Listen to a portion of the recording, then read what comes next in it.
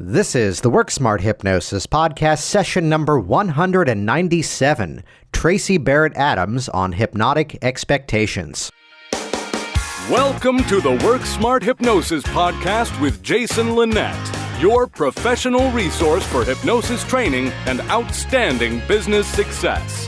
Here's your host, Jason Linett. Welcome back to the program. It's Jason Linett here, and happy day before World Hypnotism Day. And what an amazing way to celebrate this annual holiday, thanks to Tom Nicoli, by spending this time here with Tracy Barrett Adams. That a couple of years ago, I branded the terminology of somebody being a hypnotic worker, which is that person who is out there teaching other people how to do the work of a hypnotist, but at the same time, they're in the office, they're really seeing the clients, they're really doing the work. And Tracy just completely epitomizes that concept of being that hypnotic worker, that you're going to hear this incredible dialogue of being raised in an environment where hypnosis was a normal thing, an amazing experience by being introduced to hypnosis thanks to a dentist, using it for her own personal journey in terms of overcoming some challenging moments, and then taking those steps to eventually learn the work, open up shop, and really a lot of what we are going to talk about here is this concept of how do we set that appropriate expectation, which is not to say of explaining to the client why it's not going to work. No, in many ways explaining how it is going to work and how they are going to be effective, yet giving those specific parameters that they can be looking for in terms of, as she says, as quoting Scott Sandlin here, getting traction in terms of getting that process in motion. Take some notes and listen to this one a couple of times over because there's some amazing takeaways in this conversation. You can check out Tracy's website. The links are going to be in the show notes over at worksmarthypnosis.com. I'd also encourage you to check out htlive.net and click on the workshops because we're going to spend some time in this conversation talking about some of the work that Tracy has done working with people who are challenged by sleep problems, working with insomnia. And there's a post-conference offering that Tracy is doing called Put Insomnia to Rest, which I'm sure there's going to be a lot of real-world applications of hypnosis in there, so check out that too. All the links will be, again, over at worksmarthypnosis.com. I'd also encourage you to head over to hypnosistraininginstitute.org. If you head over to that site, that's the website for HPTI, and you can actually find out all the details for the upcoming HPTI Winter Hypnosis Convention. It's happening in late February 2019 in Las Vegas. I'll be there as a speaker, an amazing lineup, and Tracy Barrett Adams will be there speaking on medical hypnosis, the art of building a thriving practice. An amazing workshop. I'm sure that I'm going to be sitting in the room listening to that one. While you're on the web, also head over to worksmartbusiness.com. Not just hypnosis now, also business. This is my upcoming book, which if you're listening to this before the book launch in late January, heading over to that site will give you all the details to get a free digital copy of that book before it officially launches. If you're listening after the book launches, that website will likely redirect over to Amazon, and that's where you can pick up a copy of the book online. WorkSmartBusiness.com. And with that, let's jump directly into this phenomenal conversation. This is session number 197, Tracy Barrett Adams on Hypnotic Expectations. First introduction to hypnosis was when I was about 7 years old. I had a dentist who used hypnosis. He was kind of a hippie and in Northern California. And following a kind of a rough experience as a child with a dentist who was supposedly a pediatric dentist when I was about 3 years old. And as it turned out, he was roughing up all of the little children who were going to see him. And so wow. It wasn't, I don't remember anything about it. My mother was the ringleader of the mothers who got him run out of town. But that's another story. They ultimately, did lead to my I think that's going to be the only story this week.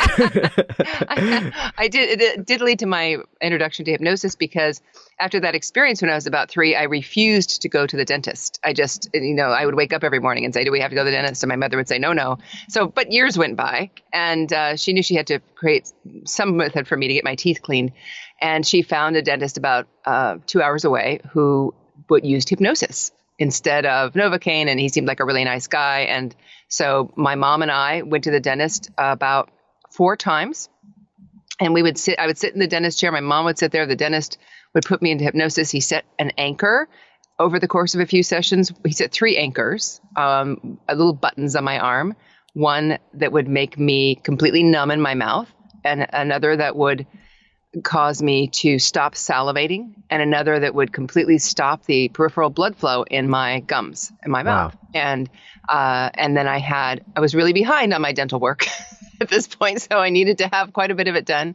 And that was one of the things that the bad dentist used to threaten children with, was poking them with a needle. So Oh, wow. Yeah. I had all of my dental work done supposedly with no needles, including many fillings, some extractions of baby teeth, and no Novocaine. And it was really a fun introduction to hypnosis. My whole experience was very positive all the way up till I was about 13. And I kept that same dentist. But at that point, he said, look, we go to Novocaine now.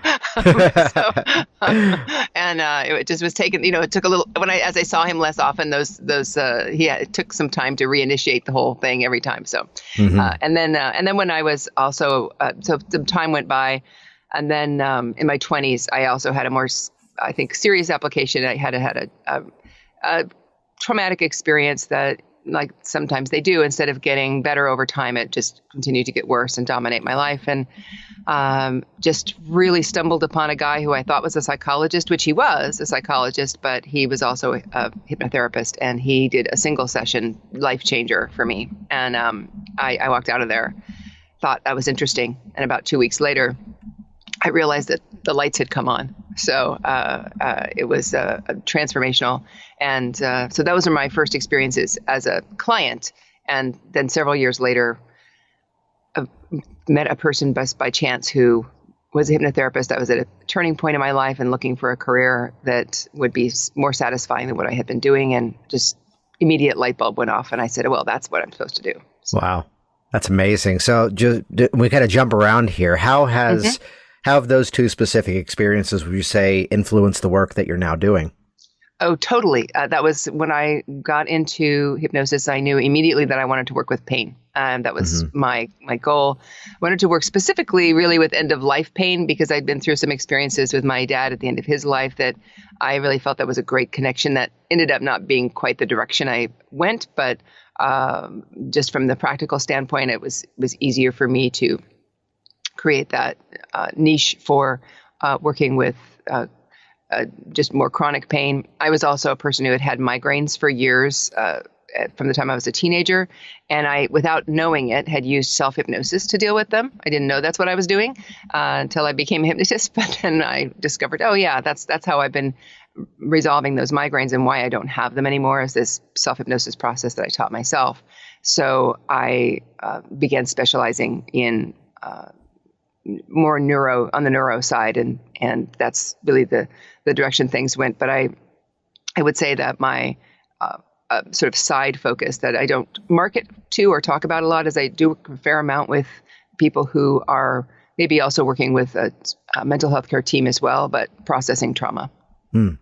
Got it. So there's a question that's popped up here several times, that there's one part of the hypnotic population, let's say it to completely overgeneralize this, is very comfortable working with hypnotic pain relief. And there's another category that's kind of afraid of entering into that. What advice, what tips would you share with them that kind of have that hesitation? Boy, it's my first client, even though I'd had all the training, I was a little scared of that too. And I talked to another mentor who said, oh, well, just ask the client, what would make that feel more comfortable? Would it be cold? Would it be warm? Would it be to soften it? Would it, rather than even asking them, if they describe their discomfort, you immediately have the metaphor for something that's going to be more comfortable. And even talking about what it would be like to have things be more comfortable creates that memory. The start gets the foot in the door for that. And it's surprising, I think, to people how easy it is to work in this area, because there's really no conflict. People want to feel better, and there's no resistance. People want to feel better, and there is no resistance to trance either in working with pain, because people are already there. If someone's in pain or fearful of pain, they're already in trance. And so it's really just a question of using that. And it's and setting expectations. That's the other piece I think that's important, is that we have to be clear that we're not promising a cure, or, we're not going to be promising an anesthetic that you're walking around with that's perpetual. Making sure that those client expectations are aligned with the fact that it's a process, and the fact that we may be looking at shifting sensation more, or we may be looking at improving quality of life more, but that it's hard to do the work without experiencing some benefit. We just need to get clear with what those expectations are. That's beautiful. So then back to that startup story. So you went through the experience of learning how to put it all together in terms of using it for yourself. But then what was that next step of then solidifying the learning and actually taking action, learning it? That was a journey, I will say. Mm-hmm. It was a lengthy journey. It's still ongoing, I think. But my first thoughts were to find look for training. And when I started looking for training, I ran into the obstacle as a person who knew nothing about the field at all, other than this dentist who had gone off for some weekend seminar and had a book, I think, and and this psychologist who was the head of a department at San Francisco State. So these are two people who weren't doing it as a profession. They were the only exposure I'd had, and so I didn't know what the educational requirements were. I didn't know. I thought I would be potentially looking at a 6-year journey just to get become qualified, and so was really surprised to become certified to be a hypnotist in a weekend. And yes. I was really shocked and thought, well, this can't be what I want. And so as I was looking at the internet was a little younger around this, and there were seemed to me fewer options than there are now. It was less evident, and maybe it's just my knowledge now that makes it more evident. But I did do some research and find a hypnotherapist who worked primarily with pain in her practice, who also did training, and she was someone who had worked with research in pain with the University of New Mexico.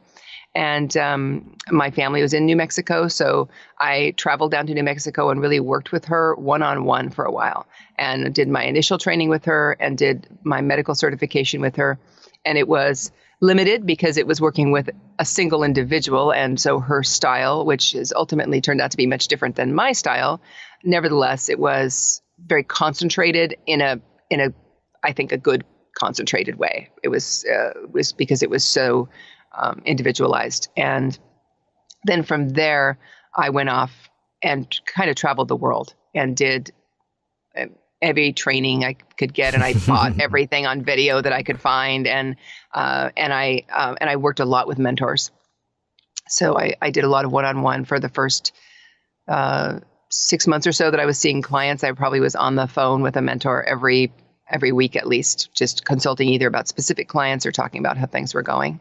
Yeah, and that's a topic that's popped up here several times, that a lot of people often try to go at it alone. Were you seeking out, to look at that mentorship process, were you seeking out people who already had that as an option, or were there people that you would learn from and then felt, this is someone I need to learn more from, and then reached out organically? It was more that. It was more the latter. And the people that I worked with, because I hadn't ever been to a conference, the people that I met were people that I either met while I was in a training or teachers from those trainings. And I was extremely passionate when I started. I'm very, very passionate and very committed. And so I think my instructors could all see that. And they were like, okay, well, you need anything, give me a call. Because I think they could tell I was going to stumble around a little bit. And I was very passionate. And so I had a couple of mentors that really said, they really offered that up to say, give me a call. And so I did that. And some of those relationships were paid relationships and some not. And some of those hypnotherapists are well known and some not, and some not well known, and well not either. Anyway, the value of that was so tremendous, because I didn't know what I didn't know starting out, and so as I was establishing a practice and doing all the things. I'd been an entrepreneur before. I'd always been self-employed doing something. So that business piece wasn't very complicated or challenging, but the piece of having someone in front of me that I was juggling new knowledge with empathy and, relating to them, that piece, putting those pieces together, it was really great to have some support for that and not to be isolated. Yeah. So what was that career path before? You said always an entrepreneur. Yes, pretty much. For some little brief window in the early 80s, I worked for the man, but no, I used to be an actor, and really? that was my first career, and I left that to get married and have kids, and had 4 kids. And when they got a little bit, school agey, I started a theater program that was for kids, for youth, and did something that I had done as a kid, which was started a touring program. We would, with high school kids and mid-high kids, junior high kids, we did a literature program where we took literature and turned it into plays. And like we did it Through the Looking Glass and Phantom Toll Booth, and the kids did the writing and mentoring. We also did theater and improv, and then we would turn this into a show. By the end of the school year, we'd have this show that we'd take on tour to elementary schools, and it was loads of fun. And it wasn't. I would say I was an entrepreneur. I had a husband who had a job too, so it wasn't exactly I didn't have to make my living off of it, but it was something that was a good side income, and it was a lot of fun. Yeah, and that's a theme that's popped up here many times over, the theatrical background that, the whole aspect of the creative style of it, the putting it all together. And I probably have quoted the same Lorne Michaels line on here at least 100 times about whether the show is ready or not, we go live at 11:30. Yeah. That when you're there in front of the client, it's the, okay, here's all the preparation that I have up until now. Let's put it into use. And there's always that opportunity later on to go back and review and say, well, I could have done it this way. I could have done it that way. For you, which aspect of the theatrical background would you say helped to influence the hypnosis the most? 2 things. One is the imaginative sense of putting yourself in a role. Yes. Of being and being really connecting to what it's like to be in this other person's shoes. And then, so that's one piece. And the other piece is the improvisational piece, having, in the moment, pulling something out of the hat that is based on that relationship that we have, doing, in the moment being responsive, and kind of melding that basic skill set of hypnosis with the creative piece, with the metaphor in the moment, and with the connecting. And it's a lot of times working in hypnosis, it's like when you're doing a scene in theater and it's just going, right? It's just flowing, and here we go. And it's just my job to find that point of flow with them. And it feels like in a way, a real parallel to, 2 actors who are really in the moment, and it's really working. Well, what's beautiful about what you just said, though, is that, not necessarily the performance, the creative aspect of it, just being the relationship of you and the client, but that character study side of bringing the modeling into it, of let me now associate into what this person is going through, and, what's that motivation, what's that subtext, why are they here specifically on this day? Exactly. Yeah. Exactly. Yeah. That's it. Yeah. So in the startup phases of things, what were some of the things you did to get those initial clients? Well, first thing I did, and I will say, like I said, I was passionate, and I'm not a woo-woo person, Jason. I'll just tell you, I am the least woo-woo person that I know. I used to say I was the least woo-woo hypnotherapist, but now I've met a lot of not woo-woo hypnotherapists, so I can't claim that anymore. But I would say that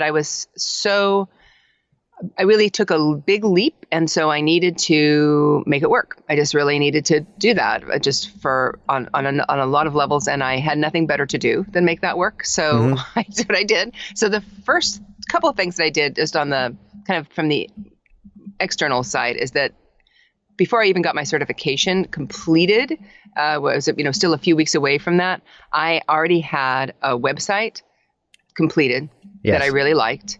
Before that was even done, I had the website completed and I had office space that was serviceable and flexible and really professional looking. I rented office space in a medical tower. Beautiful, that said, so that when people called me or when I talked to them, I could say, yes, you want to go to this medical tower. I'm on the 14th floor. And that felt just exactly what I wanted my clients to feel, that they were going someplace that they could associate as a part of the medical community, if not a medical practitioner. And so that's what I did kind of from the external side, is I got those just basic ducks in a row so that people could find me. And if they found me, that what they found was what they were looking for. And then I was very fortunate. I have to chalk this up to a little bit of luck in that my niche was so clear. It was so very, very clear that I wanted to work with medical stuff. I was not interested in working with non-smoking. That was something I knew because I knew I wanted to work with migraine clients, and the smell of cigarette smoke is a trigger for many migraine people. So I knew I just didn't want people smoking a pack of cigarettes before they come in to quit and then making my office smell like smoke. So I connected with another hypnotherapist in town who was really part of my journey to becoming a hypnotherapist in the first place. She's much younger than I am. I mean, well, not that much younger, but she's quite a bit younger. My children were about to be out of high school when she was pregnant with her first. So it's got that kind of relationship. But she'd been practicing for a few years quite successfully, primarily on quit smoking stuff and phobias. And she had no interest in working with healthcare, but she got calls for it all the time. And so we worked out a really nifty cross-referral process where she was already practicing and thriving, and she would refer all of these medical calls, medical hypnosis, pain, and anxiety, and anybody who wasn't her ideal client, basically, she referred to me, and I referred anybody who was looking for smoking or to not be, scared of the spider in the closet. So that was how I got those clients, that first initial wave of clients. And I also did some Google AdWords. Yeah, let's pause there for a second, because that's a beautiful thing of building that symbiotic relationship with other people that, rather than I need all the business to myself, that we're allowed to, as the practitioner, pick that thing that you feel you work best with, the thing that you're also just the most interested in. And I'd side with you on the claim, and maybe we'll arm wrestle one day, of the least woo-woo hypnotist in the market. But it's to say that there's certain people that I can hear some of the details and go, I think you're going to be a better fit for this specific person. Or as I'm in the midst of some major projects, I am referring so many clients out going, no, I'm on one laser focused path for the next 45 days. And here, call Monica and Ramsey right down the road. They're phenomenal. Here's Meredith down the road. And it's that we all win when we do that. Oh, yeah. And now I'm doing that too. I mean, I still... the colleague that initially we referred back and forth to each other, she's practicing quite a bit.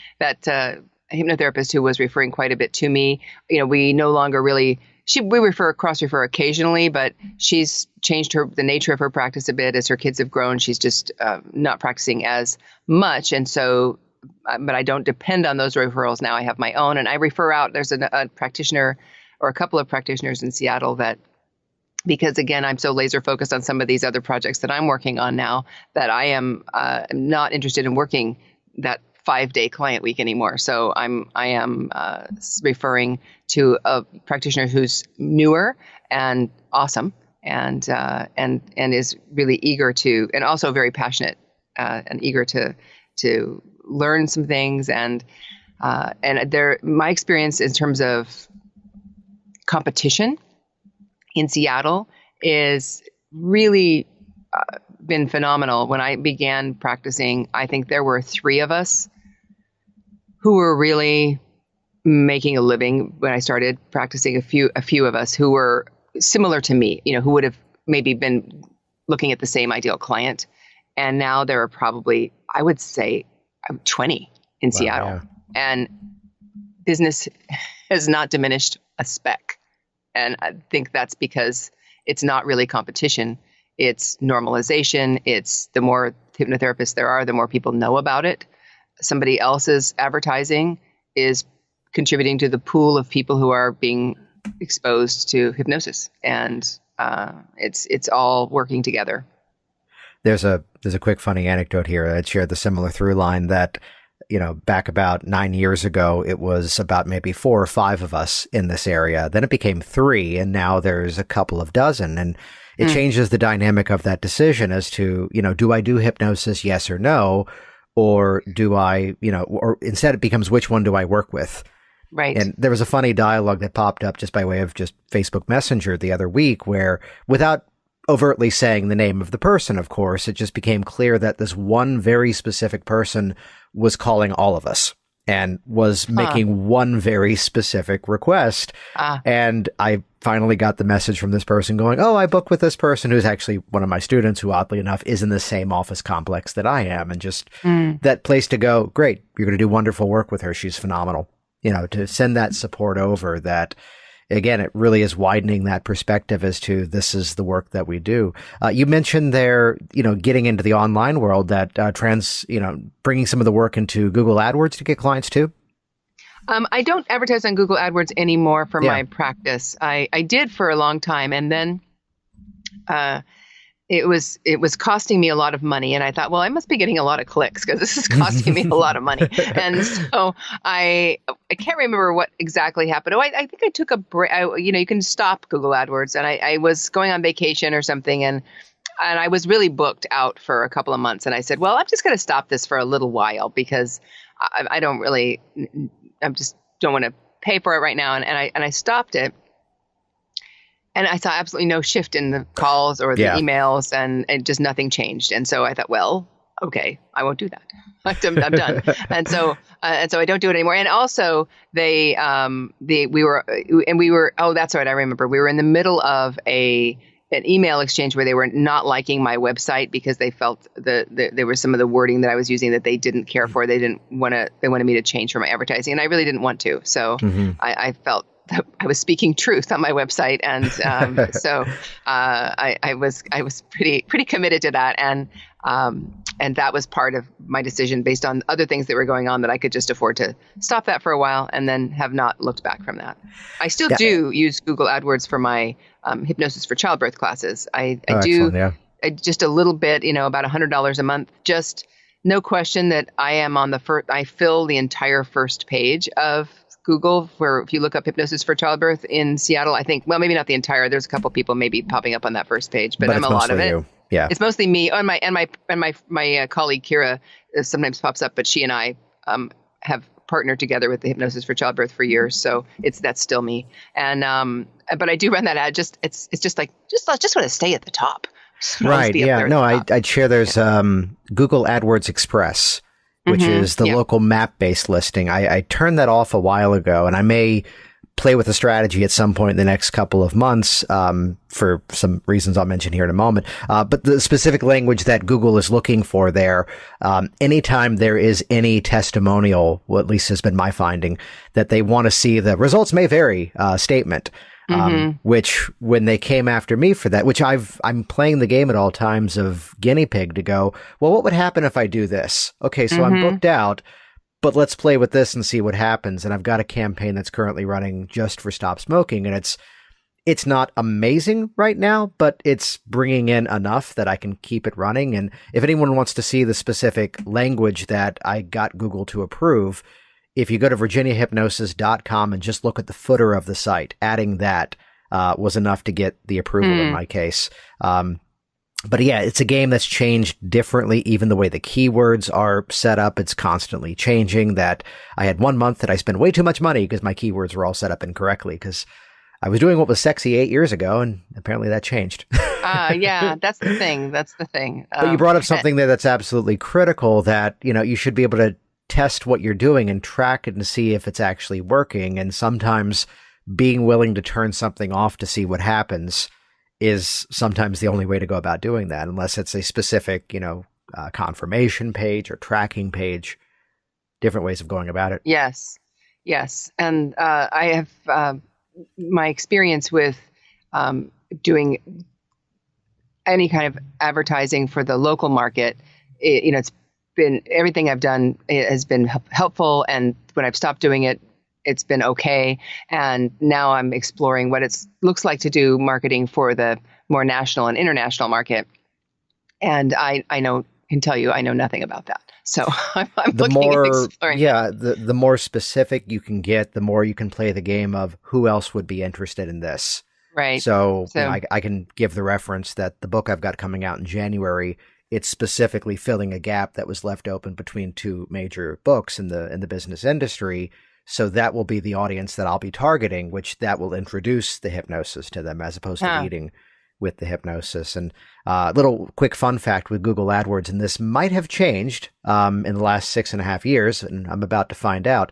If you move your office and you've got reviews on Yelp, those reviews travel with you. With Google, is that new? This is dating back 6 years. I'm going to have to check okay. into this because I'm moving Virginia Hypnosis in the next couple of months. Oh. That if you move your office with Google, however, with the map listing, they wipe all your reviews clean. Now, I'm going to have to check into that. In fact, what I will do is listen to this episode post our conversation, and I'll have the answer in that post roll as a bit of a teaser, and also because I need a few days to find that out because that was one of my concerns around something went wrong with my physical space, not my actual business, and I've got to move. That's right. I saw you had a leak or something. Oh, we had, they like to use the term water infiltration. In 3 months, That's a nice word. I know, right? And organic growth. No, that's mold. Shut up. So we're moving. Yeah. But it's about time. Yeah. So then I want to bring into the conversation then I have to ask it in a fun way because it's one of those topics that I've heard you speak on several times before. Hey, Tracy, how'd you sleep last night? Oh, fantastic. Thank you. I slept great. Yeah. Let's chat about working with insomnia because I know that's one of the specialties that I've heard you talk on before. Yeah, it is an area that I accidentally fell into as a practitioner. You know, I went into migraines because I had experience with that. I knew I used it, but I was also a lifelong insomniac, and I had not slept. I didn't sleep well as a kid. I was a non-sleeper as a kid. I was an anxious person. I told this story at HypnoThoughts Live, but you know, do you remember Get Smart? Yes. Okay, so when I was a little kid, I watched an episode of Get Smart, and there was one where Agent 99's head was a ghost head. It was floating at the end. It was part of the little end ha-ha moment at the end of the episode, like a little funny, like little, you know, clincher on the episode that Agent 99 was, you know, pretending to be a ghost.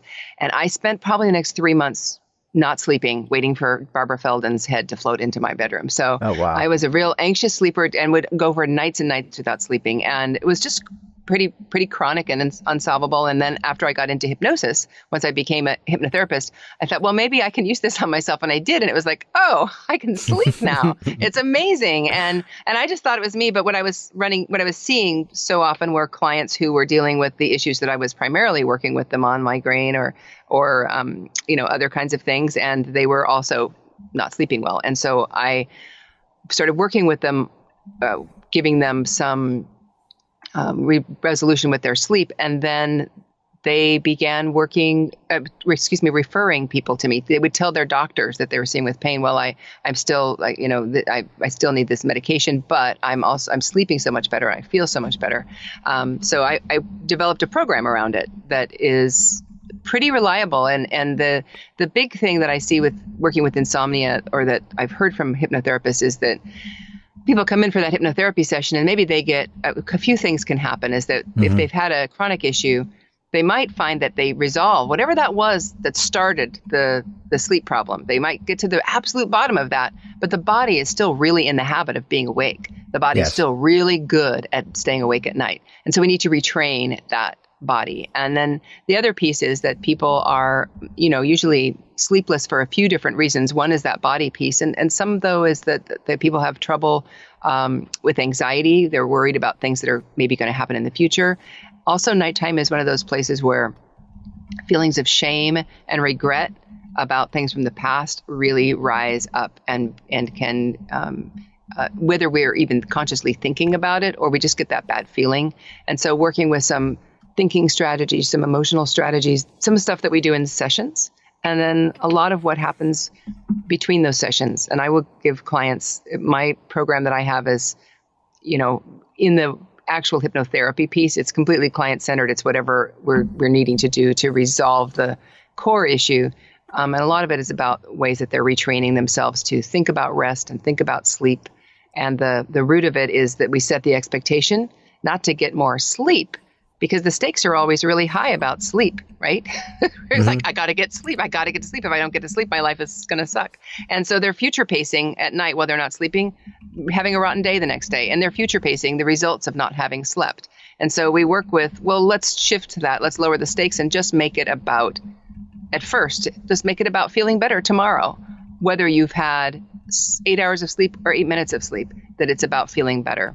And then when people start to feel better, then it sets the system up to sleep better and to rest better, at least to get more out of that rest. And then we can break the cycle of adrenaline and vigilance that comes with weariness.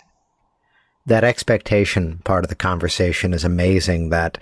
The random personal anecdote that is at one point I forget if it was a Fitbit or an Up, the Jawbone, one of the fitness trackers that's not an Apple Watch. And it's the type that, wear it while you sleep. And it's going to give you feedback as to how well you slept. Oh, no. And it'd be 9, 10. I lame out. I go to sleep by like 9:30, 10 o'clock at night. I'm up around 5.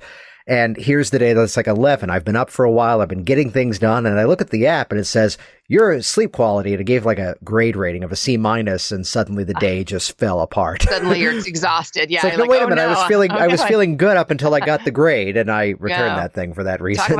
Talk about the power of suggestion. Yeah. I tell people, people walk in with that thing and I'm like, take that off. Please just take that off when you go to sleep at night. Unless your doctor says you have to, then take it off, because that's exactly what happens. And, I've had numerous people come in and feel better that just by trusting that they're, even if they're awake, that they're doing these things that I'm suggesting they do that will help their body rest, and they start future pacing, feeling great the next day. And they come back and they go, well, I don't know how I am feeling so much better, but I'm feeling so much better. And I didn't sleep, but it's just they're giving themselves that suggestion that that's going to be of benefit. And pretty soon, that combined with everything else really will, for most people, will turn that, will experience significant improvement in the actual sleep pretty soon, because the body needs to rest. It just needs to know that the coast is clear. It needs to have the resource to get to sleep and stay asleep. Staying asleep is probably the bigger issue that I get more than not getting to sleep, is people who go to sleep for a couple hours and then wake up and can't get back to sleep. And that same formula for instant gratification can be applied to so many other things to get your weight loss client already feeling slimmer, even though the scale may have just budged a little bit from week 1 to week 2, just massively gets that foot in the door that, yes, this is working. I can keep this up. To have the stop smoking client, just breathing more easily as a result of that first meeting. Yeah. And those things are, that setting expectation and actually starting to help the client be present in that expectation, to bring that into the moment, to that feeling better in whatever it is. The nice thing about something that you want, probably like smoking, and your body knows it. The body knows it's a toxin. So once we're done, we're done. And usually with hypnosis, the body doesn't, once it gets the nicotine out, then I actually don't work with smokers very much. I don't know what I'm talking about, but I think that's what I think, that the nicotine gets out of the body. That I used to smoke back when I was an actor. I used to smoke. So it seemed like once we got the stuff out of the body, that it was really all mental. But it really is a mental game. But working with some of these things that are on, whether it's chronic pain or a chronic eating issue, those are things that figuring out how we're going to live with that ongoing. You still have to eat, It's creating that new relationship with food, I think the parallel with food and sleep is really legit, because you have to have a new relationship with nighttime, with bedtime, with morning. You have to have a new relationship with food. You're dealing with new relationships with what does it mean to be rewarded, emotional comfort. Those relationships are, as we create new ones, getting familiar. It's just like we were talking about, setting that expectation. So the thing that we're creating becomes something that's known, something that's familiar, and therefore something that's more attractive and available to the unconscious mind. Yeah. And you've brought up that theme beautifully a number of times now about setting that expectation. When in that process, when in that exchange with the client is that expectation being set? For me, it's in the phone consult. I still do a phone consult with every single client that I work with. Well, pretty close to every single client that I work with. And I know that everybody doesn't do that, and that's not everybody's thing. But for me, it is. I feel like I get so much out of it, and it helps us make more of our time in the session. And it really helps me filter people that I'm not particularly interested in working with. And it helps the client come in. I don't have to undo any expectation when they come in. And so we set up, in that phone call, we're getting rapport, and I'm finding out what it is that they want. I'm letting them know what I do. And then we look and see, does that fit? Does that look like it goes together? And I'm always really honest with them and let them know, what the range of experiences people have. And I think people appreciate me not telling them that, well, and there's a 98% success rate with getting people, resolving this particular issue, whatever that may be. But I do tell almost everyone that it is hard to do the work with intention and commitment without getting improvement. You really have to, it's hard to do it. And people, that's authentic. It's true. And people can hear that. And that I think helps so much with getting going. People come in for that first session and they're really ready and they're really set to go. And I feel like I save myself time and angst by doing those phone consults. I take some flack from some colleagues about that. Well, no, I love that about it. I do the phone consult myself too, because it's that, really? That's that first step of the process. Yes. I automate the hell out of everything. So the reason is that in my mind that, yes, it's a big program that I'm booking with somebody, but that 15 to 30 minutes on the phone with them is technically in my mind that first session. Mm-hmm. Yes, and I agree. It's where whether they book with me or not, I want them to leave better off from the experience and knowing that they can do that even better when they're actually in the room with me. So it's where I'm really setting that foundation as to this is where it's going to go. I'm still curious about the whole setting expectation. Let's say that I'm the client who's now potential client calling, and I've got a history of migraines, and it's been off and on. Here's what's helped. Here's what hasn't helped. I'm just looking for something else that may be beneficial.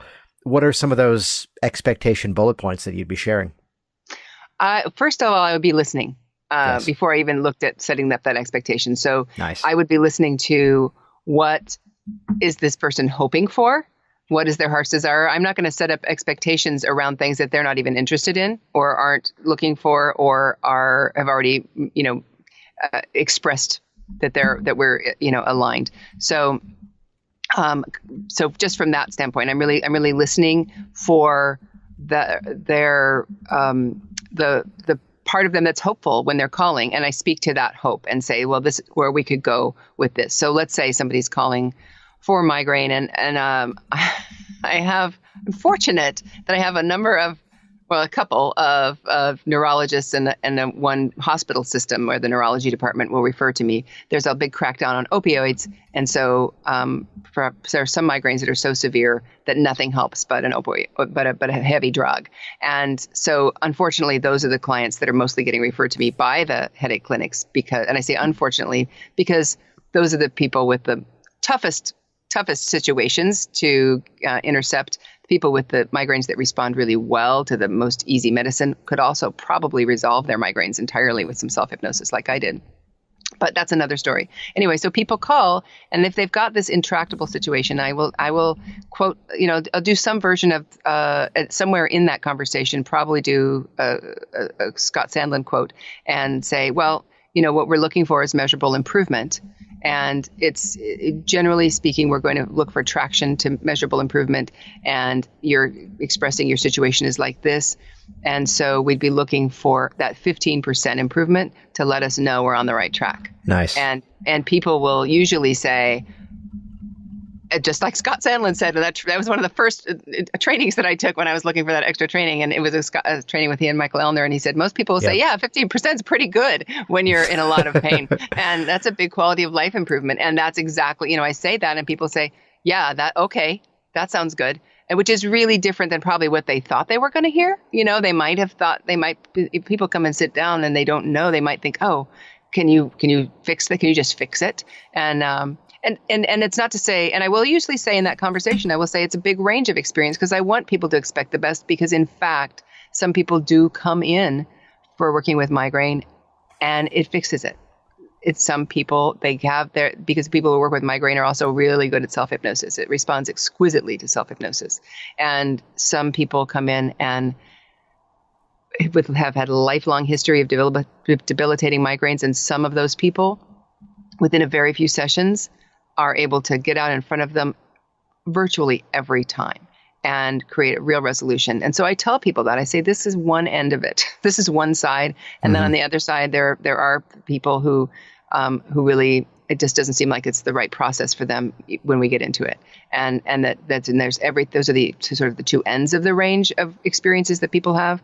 And that I'm an eclectic. I tell them I'm an eclectic practitioner. I use a lot of different kinds of techniques, to work with them to find the fit to help them get that traction.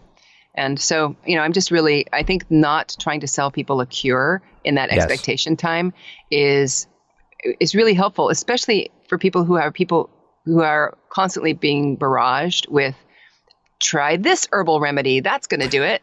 Yeah. And go to this kind of a energy worker, that's going to do it. And I think that, and also for people who are being sent by their doctor, which it happens. And sometimes they're being sent by their doctor so they can check the box so they can get their next dose of opioid. So, that's a thing that happens too. And so helping those people understand that we're not, for those people who might come in with actually kind of a negative expectation, that's like they're doing it because they need to, if we can get to a point where they're willing to take whatever they can get out of the process, then I know they're going to get something out of it. Even if it's just some self-regulation. Coping is helpful. And even by setting that expectation of, whether it's just 10 to 15%, so often getting a much bigger response than that, really getting that foot in the door. I mean, to bring in the Dave Ellman language of look at it as that opening wedge. Right. Yeah. And once, and really, when we're working with anything that has been causing suffering, whether it's insomnia, whether it's pain, whether it's unhappiness with your body for any reason, even something like a degenerative. Because I work with neuro stuff. I work quite a bit with people who have MS and other kind of things with a not very positive prognosis, and just being able to tap into some positive resources, tapping into the feeling of just lightness or laughter or ease, and to be able to touch that and experience it is something that then people know, oh yeah, I would like to be able to do that on demand, and can relate to that and feel that this is something that's worth pursuing. And even in that phone conversation, I'm not selling them on anything. I'm not being inauthentic, but I will in that phone conversation, as I'm listening for what that feels like to Hope, I do a little bit of conversational, like, well, can you imagine feeling like this? Mm-hmm. And people can, I will ask the question because it helps me. Can you remember a time where you felt lighter? Can you remember a time before? And people say, oh yeah, that was great. And you can hear that shift in their voice. And then to say, well, that's what we're cultivating. We're cultivating that kind of feeling, that emotional state that then influences the body. And people go, oh, okay, I get that. And they, it's authentic, and it's also hopeful. Outstanding. So then, is there a specific focus of sort of that next phase of all of this that you mentioned, working with some things, looking towards a little bit more of a global audience? Well, yes, I am looking at more of a global audience in that I'm getting into training now. I mentioned my original training. I feel was worthwhile. There were some, I think, and maybe any training, there's going to be some gaps. What I'm doing now is moving into the training arena more. So I'm doing a certification program, just not a medical certification, but a hypnosis, hypnotherapy, basic 100-hour certification in March.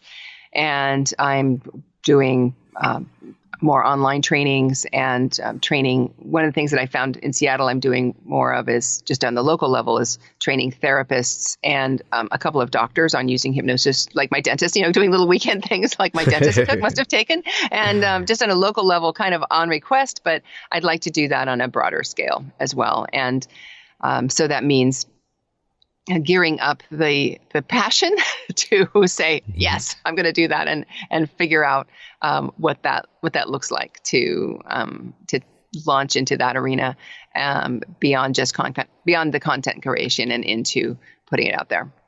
I'd share it kind of goes back to what you already mentioned of just simply asking that market, what would be the easiest way for you to learn this? What would be the most beneficial to you that, kind of like going into that consult with a pre-organized idea of, oh, these are the things I need to say, the way you beautifully pivoted that question, to ask them, what are your biggest needs? And then deliver that.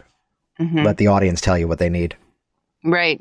Yes, that's great advice. It is it's one of those questions that it really requires a shift in focus. It's taken me a long time to really recognize that I need to shift the way I do my practice in order to pivot my focus out to that new area of business. That it's really, and what I'm doing something now that I did when I first began practicing. When I first began practicing, before I had any clients, I just, even though I was still making my living in that moment doing something else, I was self-employed. I wasn't running my theater thing at that time. I was doing transcription of raw footage of video of television shows, and it was a good little living. But I was moving into this new area, and I was about to jump off the employment train and just rely on hypnosis. And people would ask me. I get around socially quite a bit in Seattle. My partner's an actor still, so I get out a lot. And people would say, what do you do? And I would say, I'm a hypnotherapist. And I primarily work with pain. And I don't think I'd seen any clients when I first started saying that. But it was really part of me claiming that as my new job and to say, this is my job now. And that's what I'm doing on this side, to say, yeah, this is not something I'm doing on the side. I'm not a hypnotherapist practicing and training. I'm a trainer and a hypnotherapist practicing. So it's been a good shift. Outstanding. So where can people find out more about you online? Cornerstone Hypnosis Training is where my trainings are. And Cornerstone Hypnotherapy is for my practice. And I do work with people online. I do also do mentoring now. But my trainings, as I'm getting content completed, I'm putting it up on the site. And all the information about my live trainings is going to be on that site. And my online or recorded stuff is going to be on there as well. So fantastic. It's been wonderful having you on here. Yeah, it's been great. Thank you, Jason. Jason Linett here once again, and as always, thank you so much for sharing this program on your social media streams, leaving your reviews online. Head over to the WorkSmartHypnosis.com website for the links to Tracy's upcoming training events, as well as the information about her workshops at HypnoThoughts Live, as well as the HPTI Winter Hypnosis Convention. And also check out WorkSmartBusiness.com. If you're listening before the launch, you'll get a free copy. If you're listening after the launch, that'll redirect likely over to Amazon. And for those of you that were waiting for the tag at the end of this conversation, as promised, I've gone over to support.google.com and found a bit of a cryptic answer, and a little bit of Googling on your own can find some strategies that at best everything says will generally move the reviews to the new location. So if you remember back to the conversation with Tracy, back about, at this point, 6.5, 7 years ago, when I moved my office from Old Town Alexandria to Fairfax County side of Alexandria, where my office is now. In that move, I learned that my Google reviews got swiped clean. All of my Yelp reviews stayed, but the Google reviews all just disappeared. And looking at the Google website, I'll read the quote here, and we'll link to this in the show notes. If your business moves from one location to another and keeps the same business name, Google will generally there's the keyword, will generally move the reviews to the new location. There are some exceptions for businesses heavily tied to their locations, like hotels, golf courses, or scenic attractions, which that makes sense there. To do a little bit of a search online, you can find there's some helpful strategies that point towards at least how do you retain those, as I'm in the process of moving my office in the next couple of months to a much different location. Still in the same area, it's just time to do a little bit of an upgrade around here. It's Jason Lynette here once again, and see you soon. Thanks for listening to the Work Smart Hypnosis podcast at WorkSmartHypnosis.com. Hey, it's Jason here, and reading is lame and videos are awesome. So do this right now. Go ahead and click subscribe right here inside of this video, and that will link you to my YouTube channel, and you will be the first to find out as new information is shared here online. Click subscribe now. Stay in touch. I look forward to hearing of your success very soon.